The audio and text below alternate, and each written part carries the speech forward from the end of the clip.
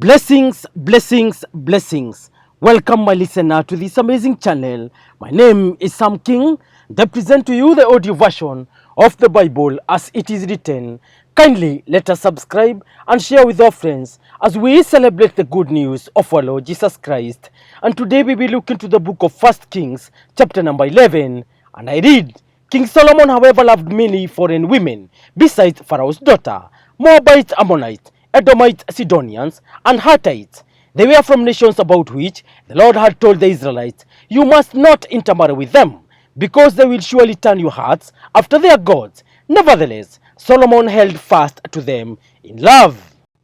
He had 700 wives of royal birth and 300 concubines, and his wives led him astray. As Solomon grew old, his wives turned his heart after other gods, and his heart was not fully devoted to the Lord his God, as the heart of David his father had been. He followed Ashtoreth, the goddess of the Sidonians, and Molech, the detestable god of the Ammonites. So Solomon did evil in the eyes of the Lord. He did not follow the Lord completely as David his father had done. On a hill east of Jerusalem, Solomon built a high place for Chemosh, the detestable god of Moab, and for Molech, the detestable god of the Ammonites. He did the same for all his foreign wives, who burned incense and offered sacrifices to their gods. The Lord became angry with Solomon because his heart had turned away from the Lord, the God of Israel, who had appeared to him twice. Although he had forbidden Solomon to follow other gods, Solomon did not keep the Lord's command. So the Lord said to Solomon, "Since this is your attitude, and you have not kept my covenant and my decrees, which I commanded you, I will most certainly tear the kingdom away from you and give it to one of your subordinates. Nevertheless, for the sake of David your father, I will not do it during your lifetime. I will tear it out of the hand of your son. Yet I will not tear the whole kingdom from him, but will give him one tribe for the sake of David my servant, and for the sake of Jerusalem, which I have chosen." Then the Lord raised up against Solomon an adversary, Hadad the Edomite, from the royal line of Edom. Earlier, when David was fighting with Edom, Joab, the commander of the army, who had gone up to bury the dead, had struck down all the men in Edom. Joab and all the Israelites stayed there for 6 months, until they had destroyed all the men in Edom. But Hadad, still only a boy, fled to Egypt with some Edomite officials who had served his father. They set out from Midian and went to Paran. Then, taking people from Paran with them, they went to Egypt, to Pharaoh king of Egypt, who gave Hadad a house and land and provided him with food. Pharaoh was so pleased with Hadad that he gave him a sister of his own wife, Queen Tahpenes, in marriage. The sister of Tahpenes bore him a son named Genubath, whom Tahpenes brought up in the royal palace. There, Genubath lived with Pharaoh's own children. While he was in Egypt, Hadad heard that David rested with his ancestors and that Joab, the commander of the army, was also dead. Then Hadad said to Pharaoh, "Let me go, that I may return to my own country." "What have you lacked here that you want to go back to your own country?" Pharaoh asked. "Nothing," Hadad replied, "but do let me go." And God raised up against Solomon another adversary, Rezon son of Eliada, who had fled from his master, Hadadezer king of Zobah. When David destroyed Zobah's army, Rezon gathered a band of men around him and became their leader.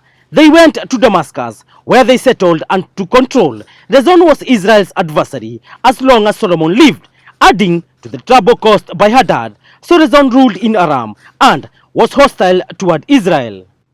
Also, Jeroboam son of Nebat rebelled against the king. He was one of Solomon's officials, an Ephraimite from Zereda, and his mother was a widow named Zeruah. Here is the account of how he rebelled against the king.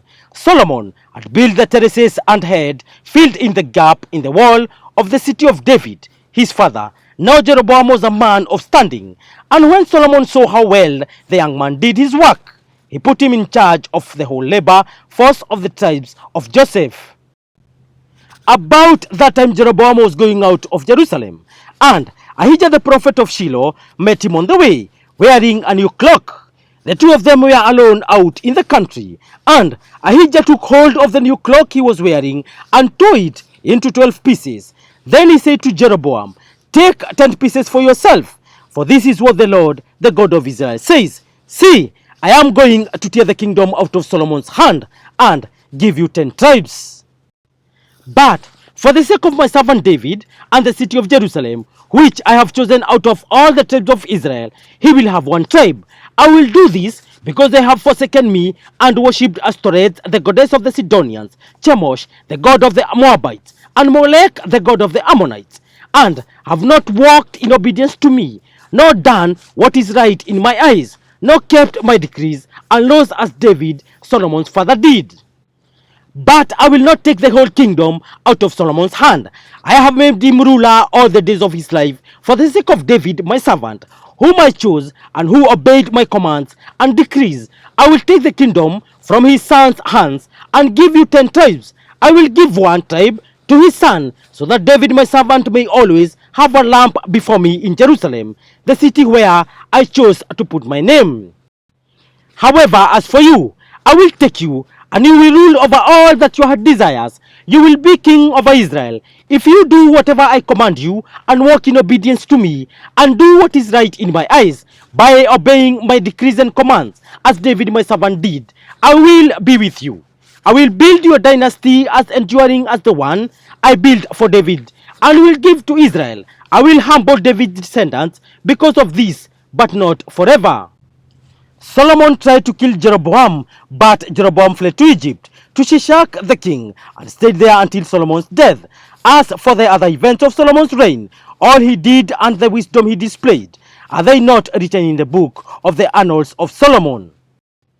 Solomon reigned in Jerusalem over all Israel 40 years. Then he rested with his ancestors and was buried in the city of David his father, and Rehoboam his son succeeded him as king. Thank you, listener. That marks the end of today's presentation. Kindly let us remember to subscribe, and as I sign out in style. Peace.